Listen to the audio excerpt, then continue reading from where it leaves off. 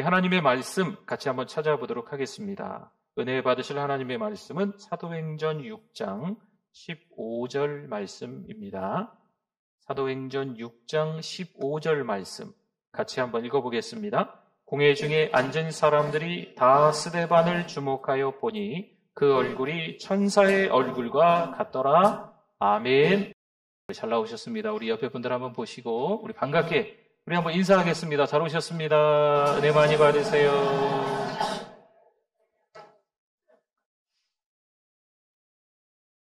어떻게 사는 것이 잘 사는 것인지 2000년대가 이렇게 접어들면서 웰빙이라는 말이 전국적으로 유행했던 적이 있습니다.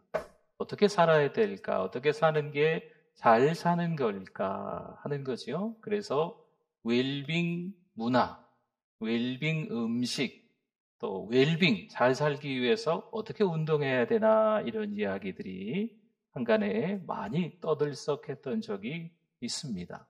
그러다 보니까 한 10년 정도가 이렇게 훌쩍 지나가면서 웰빙 잘 살기 위해서 그러면 웰다잉 잘 죽어야 될 텐데 잘 죽는 방법은 뭘까? 웰빙과 웰다잉이 함께 또 많이 유행했던 적이 있었습니다. 여러분, 우리가 인생을 살아가면서 어떤 삶을 살아야 빛나는 삶을 사는 걸까요? 어떤 인생을 살아야 성공적인 인생을 살았구나, 참 잘 살았네, 값진 인생을 저 사람 살았네 라고 이야기할까요?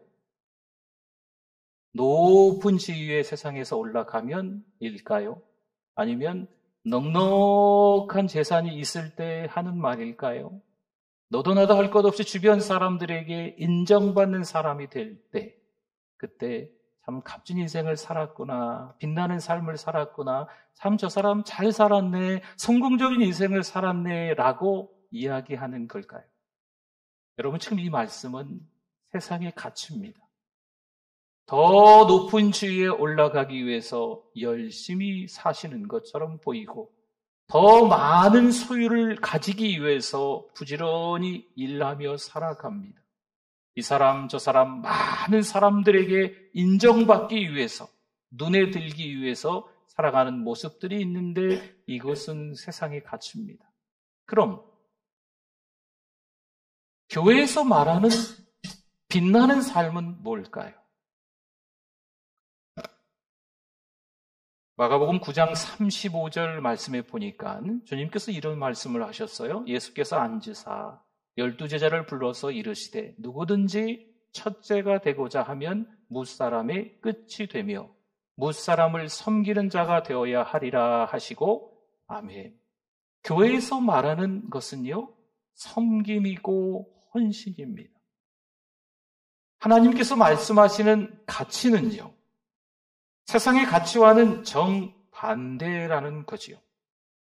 오늘 본문에 보면 스데반이라는 한 사람이 그 하나님의 가치를 잘 이루면서 살아가는 것을 볼 수 있습니다. 이 사람은요, 아무리 봐도 높은 위치는 아닌 것 같아요. 이 사람은 넉넉한 재산이 있었다라는 성경에서 아니면 역사가들이 기록한 내용들이 없습니다.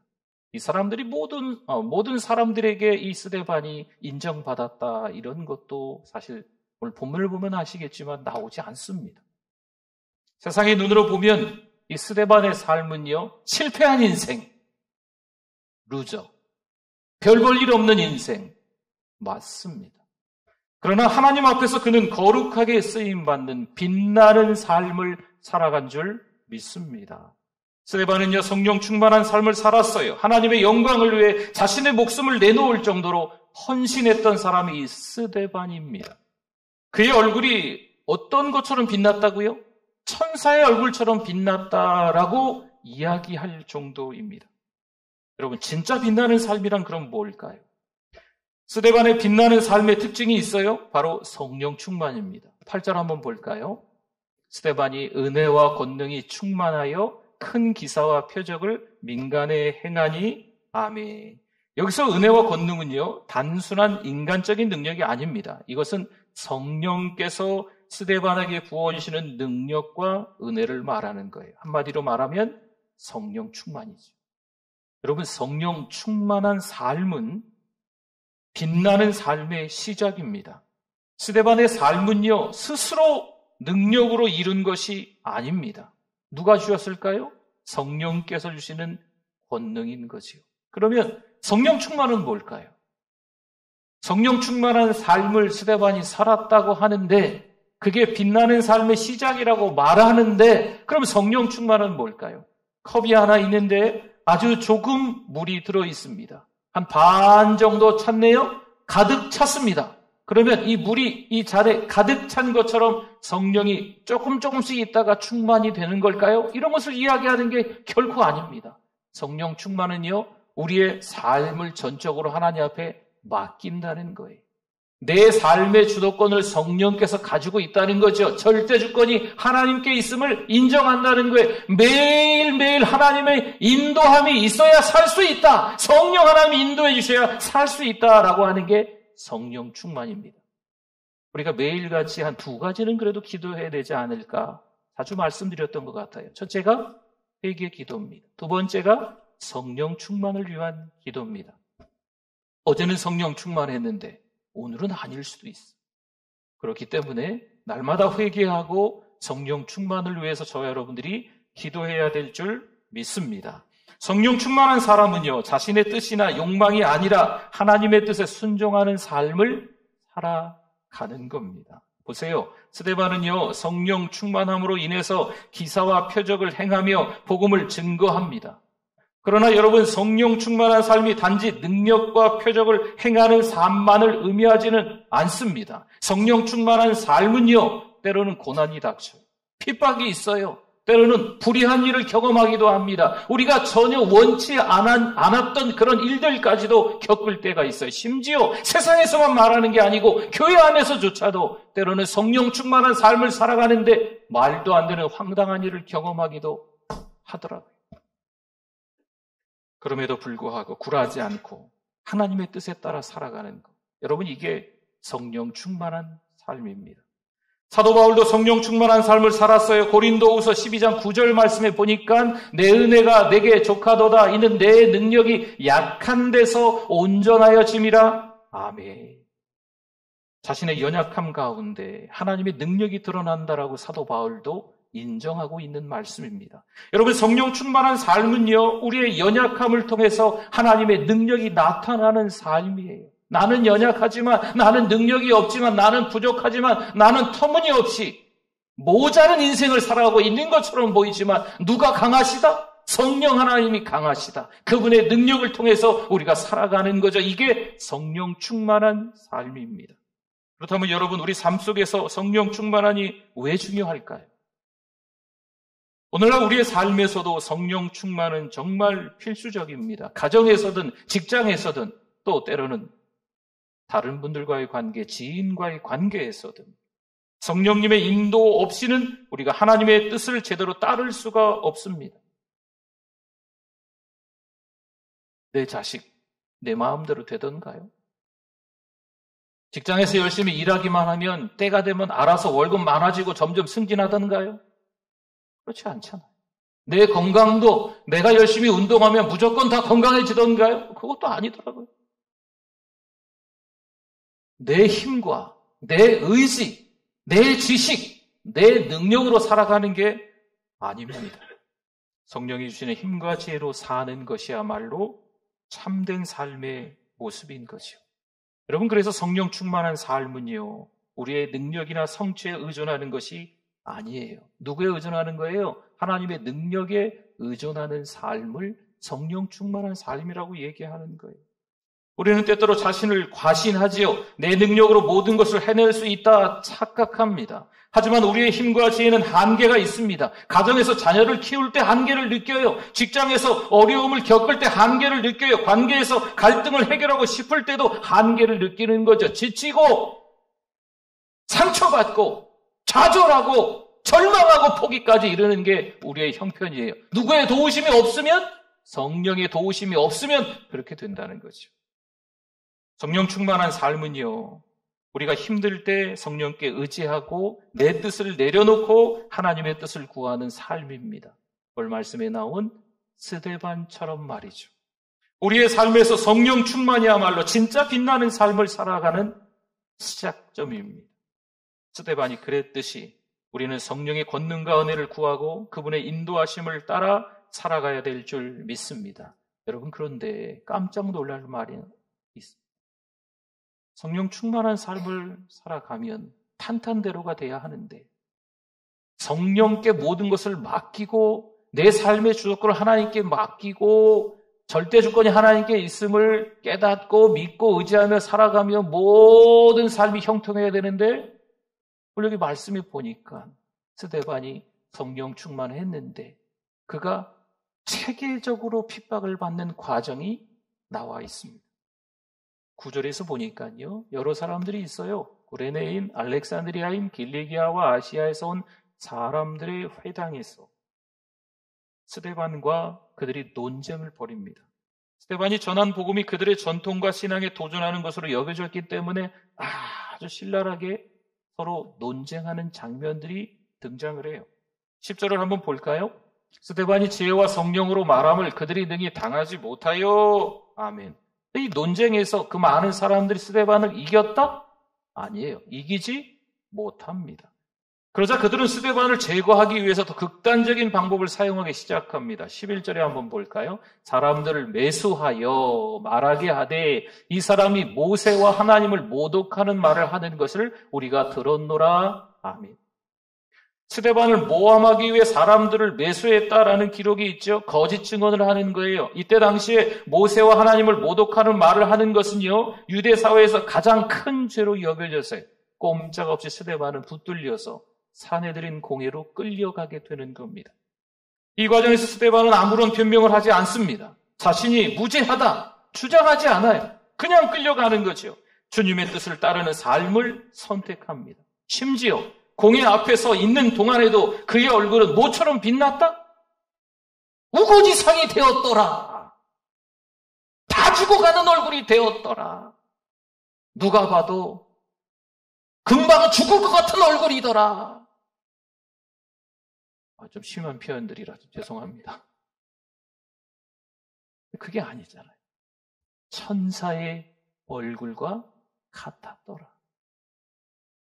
지금 70여 명 되는 사내들인 공회원들이 신랄하게 비판하며 공격하는 거예요. 여러분, 아예 작정하고 결과를 정해놓고 공격하는 것은요, 제가 몇 번 경험해 봤는데, 대화가 안 됩니다. 말할 필요가 없어요. 그냥 가만히 욕먹으면 돼요. 그냥 뭐라고 하면 그냥 나 죽여주세요 라고 그냥 그러고 있으면 돼요. 근데 스데반 보세요. 뭐 얼굴과 같았더라? 천사의 얼굴과 같았더라. 지금 이 순간에도 이 시간에도 스데반은요, 하나님과 교제하는 중인 거예요. 성령 충만한 스데반은요, 이 신랄하게 비판하는 가운데, 공격당하는 가운데, 거짓 증거와 모함 가운데 여전히 하나님과 교통하고 있는, 교제하고 있는 거죠. 그러니 그의 얼굴이 천사의 얼굴과 같다고 말합니다. 스데반의 믿음은요, 고난을 겪을수록 더 빛났습니다. 세상의 기준에서 보면 스데반은 별 볼 일이 없어서 실패자이기 때문에 질질 끌려 지금 이제 꼼짝없이 죽을 인생처럼 보일 수 있습니다. 하지만 그건 세상의 가치고 세상의 기준인 것이요. 하나님 나라의 기준으로는 그렇지 않습니다. 성도 여러분, 고난이 우리 삶에서 왜 중요할까요? 고난은 우리 삶에서 때론 피하고 싶은 현실일지 모릅니다. 물론 맞습니다. 저도 고난 싫어요. 그런 모함, 거짓 증인, 이런 거 제가 겪어봤지만 이거 말도 안 되게 싫습니다. 아주 끔찍할 정도로 싫습니다. 하지만 오히려 그러한 시간들을 통해서 우리의 믿음이 빛나는 삶으로 나아가는 과정임을 저 여러분들이 인생의 여러 시간들을 통해서 겪으신 줄 믿습니다. 그리고 알고 계시잖아요. 베드로전서 1장 7절 말씀에 보니까 너희 믿음의 확실함은 불로 연단하여도 없어질 금보라도 귀하여. 아멘. 거기까지 봅시다. 우리의 믿음은 고난을 통해 연단되고 더 순수하게 빛날 수 있는 줄 믿습니다. 스데반이 받았던 극심한 핍박은요, 그를 하나님 앞에서 더욱 순결한 믿음의 사람으로 만들어가는 거예요. 지금까지도 이 스데반 이야기를 하잖아요. 사도 바울은 고린도후서 4장 17절에서 이렇게 말합니다. 우리가 잠시 받는 환난에 경한 것이, 보세요, 잠시 받는 환난이라고 나오죠. 지극히 크고 영원한, 지극히 크고 영원하다고 나오네요. 영광에 중한 것을 우리에게 이루게 함이니 아멘. 고난은, 환난은 잠시라는 거예요. 그러나 하나님께 가서 받는 영광은 어떻다? 영원하다. 여러분, 어떤 게 더 좋은 거예요? 잠시 받는 환난이 아니면 영원한 영광에 이르는 게, 여러분, 우리에게 어떤 게 더 좋은 걸까요? 우리의 삶 속에서 크고 작은 고난을 겪습니다. 가정에서, 직장에서, 지인과의 관계에서, 심지어 교회 안에서조차도 그런 일들이, 예상치 못한 고난이 신앙으로 살아가는 우리들에게 찾아올 수 있습니다. 그럴 때 스데반처럼 우리의 믿음이 흔들리지 않고 오히려 더 빛날 수 있도록 어떻게 할까요? 성령의 도우심을 구해야 될 줄 믿습니다. 아이고, 나 상처받았어. 교회 다니다가 상처받았어. 내가 더 이상 교회 가나 봐. 또 교회는 또 열심히 오시는데 교회에 와서 내가 뭘 섬기나 봐. 죽었다 깨어나도 더 이상 안 섬길 거야. 깊은 상처를 받으신 거죠. 너무 속상한 일을 경험하신 거예요. 여러분, 그러지 마시고 이때 뭘 기도해야 된다고요? 성령님의 도움을 구해야 될 줄 믿습니다. 그렇죠? 힘들고 어려운 일이 사람들 사는 곳에 가면 다 있더구만요. 그런데 그때 성령의 도움으로 인해서 다시 일어나는 거죠. 오히려 그 고난을 통해서 우리의 믿음이 다듬어지는 거예요. 갓난아이처럼 살았지만 이제는 영적 어른이 되어가는 과정을 경험하는 거죠. 스데반의 믿음과는 대조적으로 요나는 하나님의 부르심을 받고도 처음에는 두려움이 찾아와서 그 고난을 피하려 합니다. 그러나 요나 역시 고난 가운데서 하나님께 순종하죠. 아시는 것처럼 요나는 큰 물고기 뱃속에서 하나님을 부르짖고 그곳에서 자신의 불순종을 철저히 회개합니다. 절망 가운데 이르러서야 요나가 정신 차립니다. 반면 스데반은 고난 가운데서 처음부터 끝까지 굳건하게 하나님의 부르심에 순종합니다. 요나는 고난을 통해 순종의 삶을 회복하지만 스데반은 처음부터 고난을 맞이하며 담대하게 복음을 전하는 모습이 있습니다. 이처럼 우리는 고난을 두려워하기보다는 그것을 믿음의 기회로 삼으실 수 있기를 부탁드립니다. 스데반은 고난 중에서도 그의 믿음을 잃지 않아요. 오히려 그의 믿음이 이 핍박 가운데서, 고난 가운데서 더 반짝반짝 빛나는 삶. 15절에 나왔지만 어떤 삶이에요? 그 얼굴이 천사의 얼굴과 같았다라고 말하잖아요. 그가 성령으로 충만했고 하나님과의 깊은 교제 가운데 분명히 이 순간에도 있었던 거예요. 그러니 지금 죽어가고 있지만 그럼에도 불구하고 이 스데반은 하나님께 쓰임받고 있는 중인 거죠. 지금까지도 이 스데반의 이야기를 이 목사가 강단에서 지금 설교하고 있잖아요. 그렇죠? 여러분들도 하나님의 말씀을 읽다가 이 스데반 집사님의 이야기가 나오면 갑자기 뭉클해지지 않습니까? 나도 이렇게 살아야 되는데 라고 하며 다짐하는 계기가 되지 않습니까? 디모데후서 3장 12절 말씀에 이렇게 말씀이 나옵니다. 무릇 그리스도 예수 안에서 경건하게 살고자 하는 자는 축복을 받으리라 라고 나와 있지 않죠? 박해를 받으리라, 핍박을 받으리라, 오해를, 때로는 모함을 받으리라, 이렇게 말씀이다. 저와 여러분이 그리스도 예수 안에서 경건하게 살아가실 수 있기를 바랍니다. 물론 실수할 수 있어요. 물론 하나님 앞에서 또 죄를 지을 수 있어요. 여러분, 하나님의 자녀인 우리를 하나님께서 모른 척 하실까요? 요나를 버리지 않으셨어요. 다윗을 버리지 않으셨어요. 모세를 버리지 않으셨어요.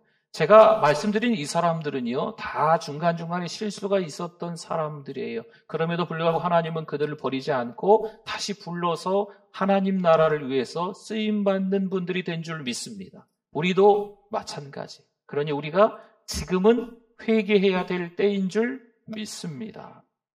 가정에서 성령님이 주시는 사랑과 용서로 자녀들에게, 또 배우자에게 여러분 그 은혜가 흘러갈 수 있도록 잘 잘 해주실 수 있기를 바랍니다. 네가 잘했니? 네가 못했니? 누구 뱃속으로 난 자식인데 왜 이 모양이 이 꼴이니? 이렇게 판단하고 정죄하고 헐뜯고 비방하고 사단아 물러가라! 막 이렇게 하지 마시고 품어주십시오. 직장에서도 정직하고 성실하게 일하시며 우리의 말과 행동으로 예수님의 사랑을 전할 수 있기를 바랍니다.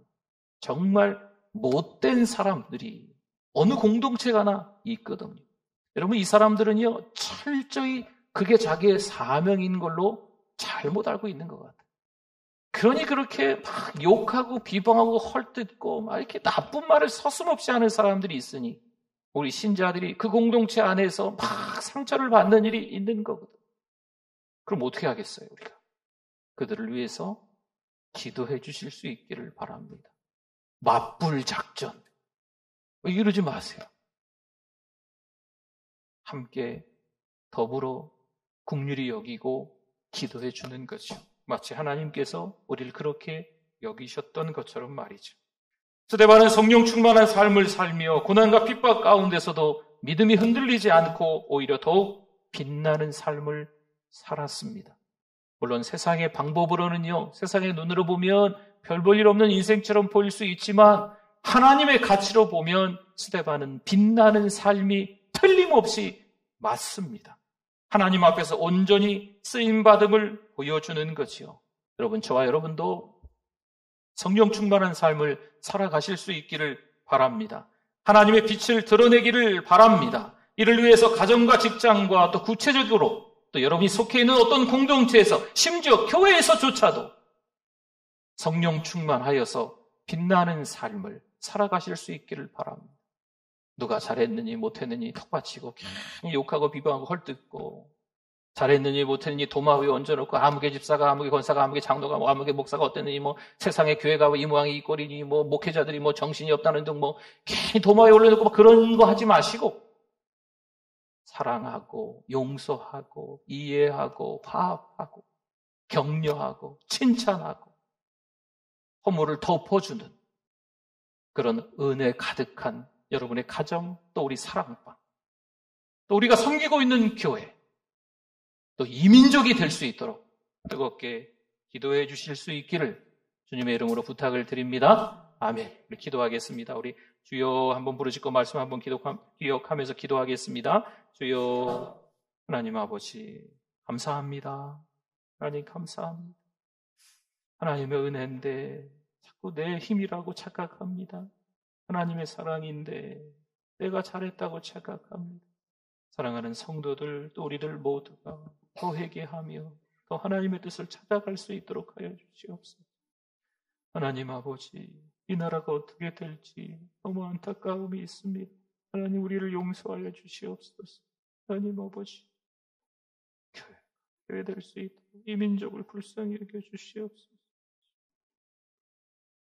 하나님 아버지, 은혜를 감사합니다. 눈물로 하루하루를 보낼 수 있도록 이 나라 이 민족을 위해서 기도하는 우리들 되게 하여 주시옵소서. 교회를 위해서 기도하게 해주시고 많은 목회자들을 위해서 기도하지 못했음을 회개하는 우리들 되게 하여 주시옵소서. 더 하나님 앞에 기도하는 우리들 되게 해주셔서 한국교회가 일어날 수 있게 하여 주시옵소서. 예수님의 이름으로 기도드립니다. 아멘.